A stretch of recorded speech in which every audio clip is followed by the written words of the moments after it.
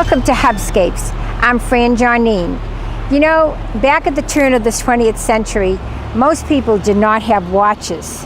In the early years, street clocks were installed by business owners in front of their establishment, often with the company's name serving as advertisement for their business. But then the mayor of Boston at the time, George Hubbard, decided to put up a clock purely for civic purposes. And you know what? This is the only one in the city that was erected by the city. It was designed by a man named Austin, and it was a wooden clock, 12-foot, 4-dial post, which is 4 of them, weight with a heavy pendant, and a regulated hand wound clock. It was made by the Howard Clock Company with a milk glass face, and each dial is 30 inches in diameter. The clock behind me was dedicated in 1909 in Peabody Square here in Dorchester. It was dedicated here and it was named Peabody because of the philanthropist, Mr. Peabody from the Kidder Peabody and Company. He had donated a lot of money. The square was named for him, the park was named for him. The Howard clock, which made the actual clock that you see behind us, never made any more clocks of this kind.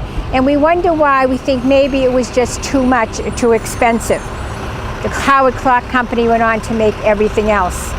Nevertheless, this one ran continuously from 1909 to the late 1990s when it stopped all of a sudden exactly at 1:10.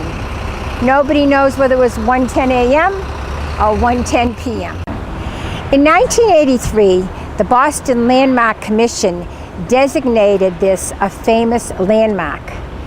Then, almost 20 years later, the local residents all around here decided to form a group to restore the clock. They discovered already, though, that there was an effect underway that the city supported by Mayor Menino to restore the clock.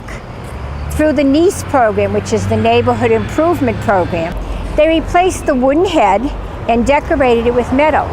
They put a new motor in and made it waterproof. And you know what? They took the old parts out and they gave it to the Dorchester Historical Society. And you can go there and actually see all the old wooden parts that came out of the clock. The hope is that the clock will run for another 70 years. Let's see, is it on time? Yep, it is. The clock is now wound once a week by neighborhood residents, which is awful kind of them. By the way, Austin, the man who actually designed it, went on to design several other places in the city. And you know what he did? The original administrative building, the terminal in East Boston at Logan Airport. Interesting, fascinating things here in the city of Boston. I'm Fran Johnnene for Hubscapes. Come on and visit Ashmont Square and learn more about the clocks all over the city.